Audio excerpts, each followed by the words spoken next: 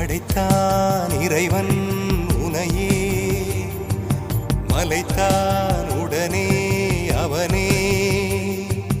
அழகை படைக்கும் திறமை முழுக்க உன்னுடன் சார்ந்தது, என் விழி சேர்ந்தது. விடிய விடிய மடியில் கிடக்கும் பொன்வினை உன்மேனி மீட்டட்டும் என் மேனி. இறைவினில் வந்து கலந்திடு, வீரல் பட மெல்ல காணிந்திடு. உடல் மட்டும் இங்கு கிடக்குது,